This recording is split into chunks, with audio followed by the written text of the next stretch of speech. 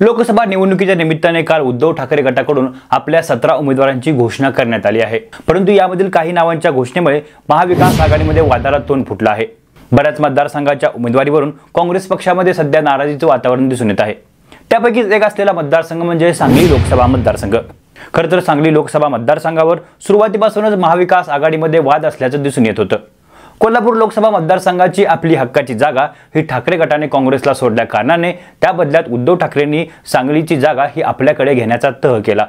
खरं तर सांगली लोकसभा मतदारसंघामध्ये आपल्या गटाची ताकद नसताना देखील उद्धव ठाकरे यांनी ही जागा आपल्याकडे घेतली आणि लगेचच या मतदारसंघातून इच्छुक असलेल्या चंद्रहार पाटील यांना आपल्या पक्षात घेत त्यांची उमेदवारी देखील जाहीर करून टाकली।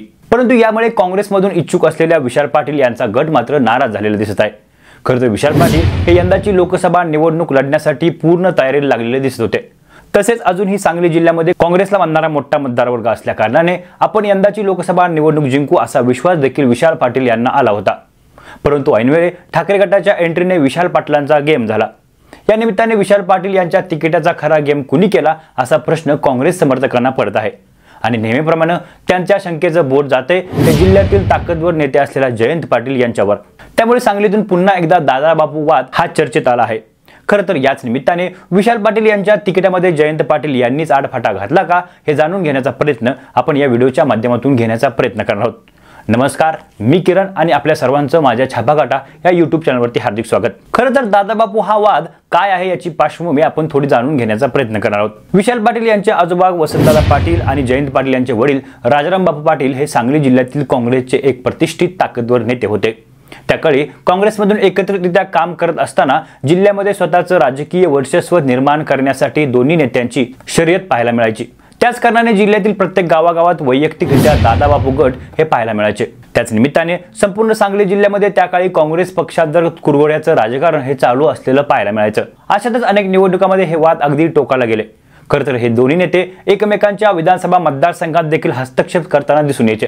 अशातच एका निवडणुकीमध्ये वसंतदादा पाटील यांच्या हस्तक्षेपामुळेच राजाराम बापू पाटील हे पराभूत झाले। परिणामी हा राजकीय वाद हा वाढतच गेला।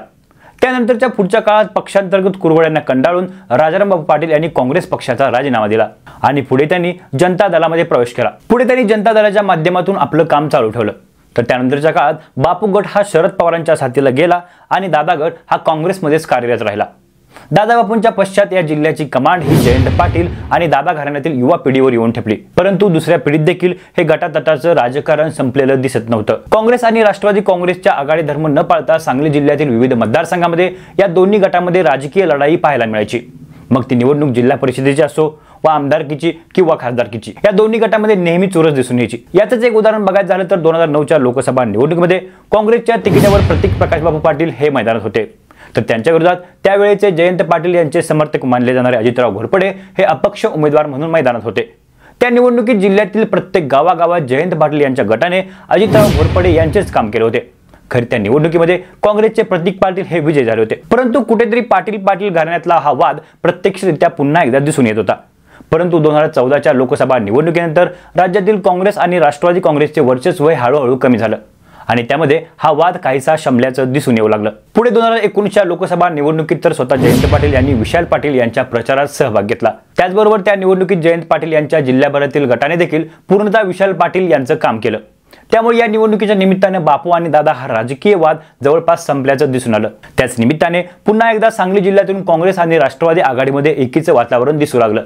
परिणामी 2019च्या विधानसभा निवडणुकीमध्ये जिल्ह्यामध्ये आघाडीला चांगलं असं यश मिळालं। तसंच यश यंदाच्या लोकसभा निवडणुकीत देखील विशाल पाटील यांच्या रूपानं महाविकास आघाडीला या मतदारसंघातून मिळेल अशी सर्वांना आशा होती।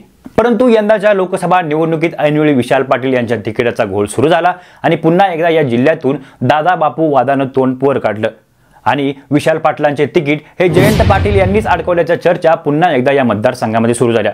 खरं तर सांगली जिल्ह्यात कोणतंही राजकारण झालं तर त्यामध्ये कळत नकळत जयंत पाटील यांचं नाव हे ओढलं जातं।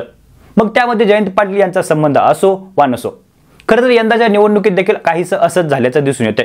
जयंत पाटील हे पूर्णतः आपल्या पक्षाच्या प्रचारात गुंग असताना सांगली लोकसभा मतदारसंघात ते यंदा इतके ऍक्टिव्ह असलेले दिसत नाहीयेत। तसेच या मतदारसंघातील महाविकास आघाडीची उमेदवारी ही आपल्या पक्षाला मिळणार नसल्या कारणाने या मतदारसंघाची उमेदवारी कोणाला मिळावी याबाबत देखील ते हस्तक्षेप करताना दिसले नाहीत।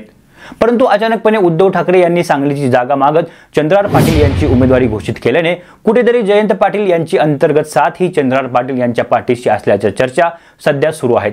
तसेच विशाल पाटील यांचं तिकीट कापण्याचा बेत देखील जयंत पाटील यांनीच आखल्याचं बोललं जात आहे। पण यामध्ये कितपत सत्यता आहे याचा अंदाज कोणालाच नाहीये। खरं तर ठाकरे गटाकडून मैदानात असलेले चंद्रहार पाटील यांचे जिल्ह्यातील संपूर्ण महाविकास आघाडीच्या नेत्यांशी अगदी जवळचे संबंध आहेत। त्यामध्ये एकटे जयंत पाटील नसून सोबतच विशाल पाटील, विश्वजित कदम, रोहित पाटील यांच्या नावांचा समावेश होतो। त्यामुळे कुठेतरी चंद्रहार पाटलांच्या उमेदवारीसाठी जयंत पाटलांनी खेळ केल्याच्या ज्या चर्चा सुरू आहेत त्या खोट्या असल्याचं दिसून येतं। परंतु जयंत पाटील यांची शांत भूमिका कुठेतरी महाविकास आघाडीच्या कार्यकर्त्यांमध्ये संभ्रमाचं वातावरण निर्माण तयार करते। त्यामुळे या मतदारसंघातील जयंत पाटील यांनी आपली भूमिका स्पष्ट करणं गरजेचं आहे। एकंदरीत येणाऱ्या लोकसभा निवडणुकीत उद्धव ठाकरे यांच्या भूमिकेचा फटका महाविकास आघाडीला सांगली लोकसभा मतदारसंघातून होताना दिसेल। अशातच विशाल पाटील यांनी अपक्ष उमेदवारी केली तर त्याचा फायदा भाजपला होताना दिसेल। तर दुसऱ्या पर्याय पाहता विशाल पाटील यांनी उमेदवारी जर नाही केली तरी देखील एवढासा राजकीय अनुभव नसलेल्या चंद्रहार पाटलांना भाजपच्या संजय काकांना हरवणं एवढं सोपं नसणार आहे। त्यामुळेच या मतदारसंघातून भाजपला तोडीस तोड लढत द्यायची असेल तर यावर एकच उपाय आहे, तो म्हणजे चंद्रहार पाटील यांची उमेदवारी मागे घेत या मतदारसंघातून काँग्रेस पक्षाच्या साथीने विशाल पाटील यांना पुन्हा एकदा मैदानात उतरणं। तरच या मतदारसंघामध्ये महाविकास आघाडीचं कुठेतरी निवडून येण्याची शाश्वती आहे। अन्यथा पुन्हा एकदा या मतदारसंघावर भाजपचं कमळच फुललेलं दिसेल। एकंदरीत येणाऱ्या लोकसभा निवडणुकीत विशाल पाटील यांना या मतदारसंघाची पूर्ण विचार करून उमेदवारी देण्यात यावी का, याबद्दल आपलं काय मत आहे आपण आम्हाला नक्की कळवा। आणि हा व्हिडिओ जर आपल्याला आवडला असेल तर व्हिडिओला शेअर करायला आणि चॅनलला सबस्क्राइब करायला विसरू नका। तोपर्यंत मनापासून धन्यवाद।